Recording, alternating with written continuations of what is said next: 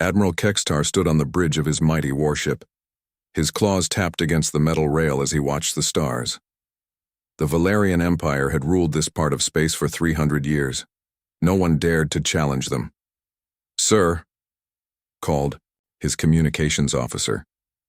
"We are picking up human radio signals." Kextar's yellow eyes narrowed. Humans were weak creatures. They had small ships and simple weapons. "What are they saying?" "They talk about a new ship entering our space. They call it special." The Admiral laughed. His voice sounded like breaking glass. "Humans always think their toys are special. How many ships do they have?" "Just one, sir." "One ship?" Kextar turned to face his crew. "They send one ship into our territory. Are they asking to die?" On the other side of space, Captain Dongsu sat in his command chair. Around him, his crew worked at strange blue screens. The bridge looked different from old human ships. Everything glowed with soft light. "Bora, how are our engines?" Dongsu asked. Engineer Bora checked her screens in the engine room. "The quantum drive is working perfectly, Captain. We are ready." "Good." Dongsu touched a button on his chair. "Taeho, try to contact the alien ships." Communications Officer Taeho nodded.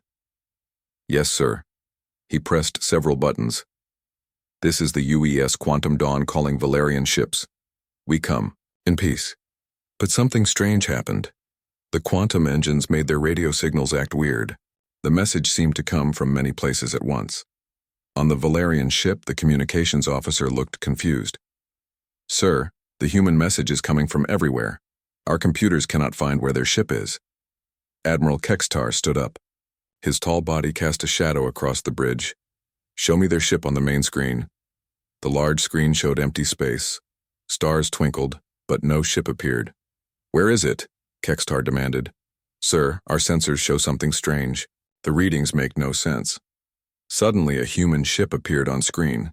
It looked smaller than Valerian ships, but it seemed to shimmer like water. Sometimes it looked solid. Sometimes it looked like a ghost. "What kind of trick is this?" Kextar growled. Captain Dongsu watched the alien ships on his screen. 12 large Valerian cruisers surrounded his position. Each one was 3 times bigger than his ship. "They want to scare us," said Weapons Officer Minho. "Let them try," Dongsu replied calmly. "Bora, are you ready to show them what we can do?"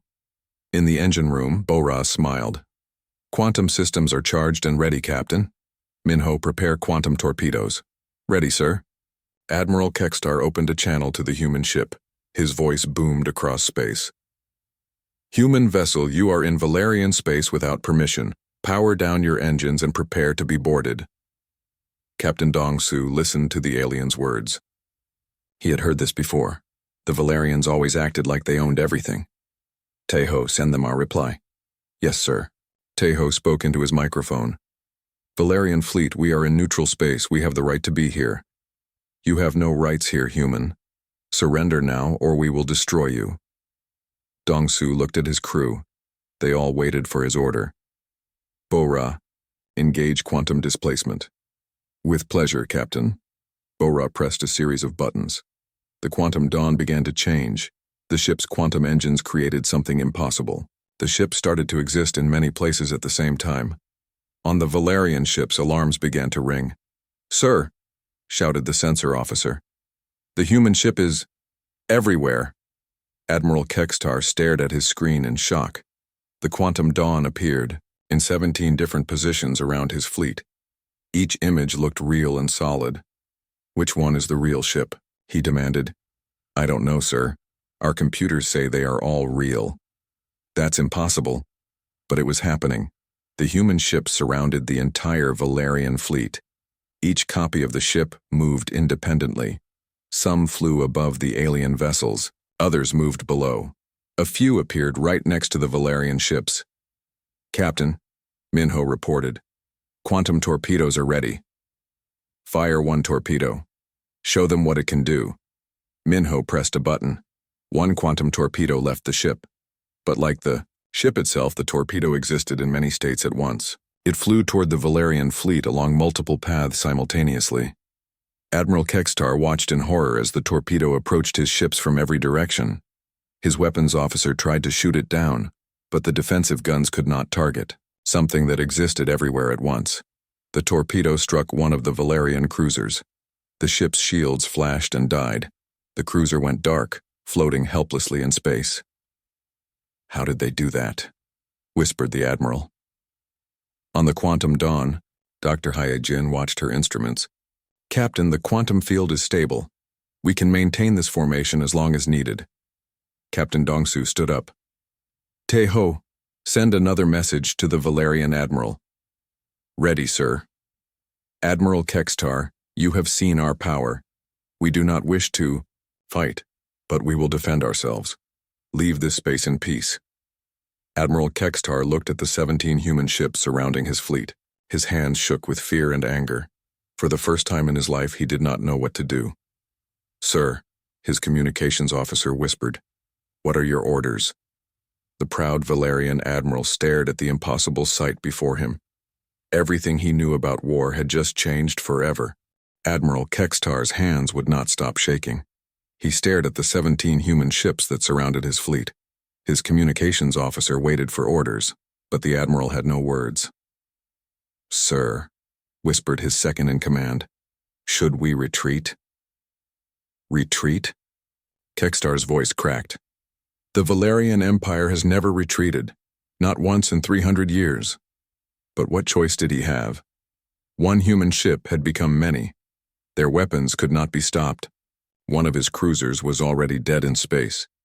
Far away on the Valerian homeworld, Supreme Commander Vexthul received an emergency message.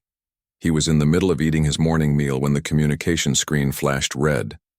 "What is so urgent?" he growled. Admiral Kextar's face appeared on the screen. He looked afraid. "Supreme Commander, we have a problem." "What kind of problem?" "The humans have a new weapon, a ship that can be in many places at once. It destroyed one of our cruisers with a single shot." Supreme Commander Vexthul laughed. "Kextar, you are seeing things. Humans have small ships and weak weapons. 12 cruisers should handle anything they have." "Sir, please listen. This ship is different. It uses some kind of new technology. Our sensors cannot understand it." "You sound like a scared child. Deal with one human ship, Admiral, that is an order." The communication ended. Supreme Commander Vexthul went back to his meal. But Admiral Kextar stared at the dark screen.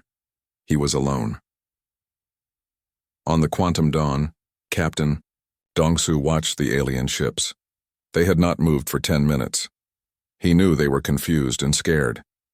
"Dr. Hyojin," he called to his science officer, "explain to me again how our quantum drive works." Dr. Hyojin looked up from her instruments. "It is simple, Captain. Normal ships exist in one place at one time. Our ship exists in many places until someone observes us closely. Then we choose which place to be real." "And our weapons?" "Quantum torpedoes work the same way. They travel along all possible paths until they hit their target. The enemy cannot defend against every path at once." Navigator Junwoo turned in his chair. "Captain, I am reading new ships approaching. Something very big." Captain Dongsu looked at his main screen. A massive ship was coming toward them. It was 10 times larger than the Valerian cruisers. Its hull was black as space, and weapons covered every surface. "That must be their dreadnought," said Tactical Officer Sujin. "Our intelligence reports say it can destroy entire planets." "One ship against one ship," Dongsu said quietly. "They want to test us." The dreadnought's communication system activated. A deep voice filled the space around both fleets. "Human vessel, I am Captain Morgax of the Eternal Dominion. Your tricks will not work against my ship. Surrender now or be destroyed." Captain Dongsu stood up. "Tae-ho, open a channel." "Channel open, sir." "Captain Morgax, we do not want to fight, but we will defend ourselves if you attack. You cannot defend against the power of the Eternal Dominion. Watch as I show you real strength." The massive alien ship powered up its main weapon. A beam of pure energy shot across space toward the Quantum Dawn.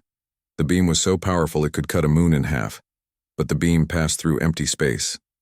Captain Dongsu had ordered Junwoo to shift through quantum space. The Quantum Dawn moved through probability, avoiding the attack by not being there when it arrived. "Impossible," Captain Morgax shouted. "Fire all weapons." Hundreds of energy beams and missiles flew toward the human ship, but the Quantum Dawn existed in 17 different positions. The alien weapons hit nothing but empty space. "Minho," Captain Dongsu said calmly. "One quantum torpedo. Disable their weapons only." "Yes, sir." The quantum torpedo launched from the Quantum Dawn. It traveled along every possible path to the dreadnought. Captain Morgax watched in horror as his defensive systems tried to track a weapon that came from everywhere at once. The torpedo struck the Eternal Dominion's main gun. The explosion was small, but it created a chain reaction. The dreadnought's weapons overloaded one by one. Within minutes, the most powerful ship in the Valerian fleet was helpless. "How?" Captain Morgax whispered. "How did you do that?" Admiral Kexitar watched from his bridge. Two of the most powerful ships in the Valerian Navy had been defeated by one human vessel. His proud empire was not invincible after all. News of the battle spread quickly through space.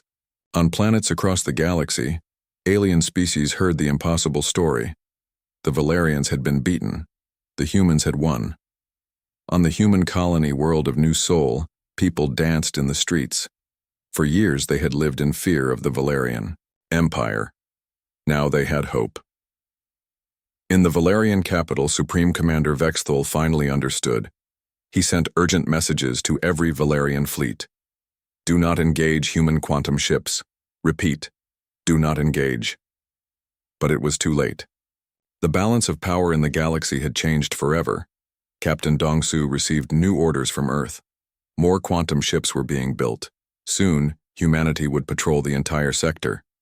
Engineer Bora made final checks on the quantum drive. "Captain, we are ready for our next mission." "Good," Dongsu replied. "Set course for the Rigel system. It is time to show the galaxy that the age of human exploration has begun." The Quantum Dawn shimmered and disappeared, leaving the defeated Valerian fleet behind.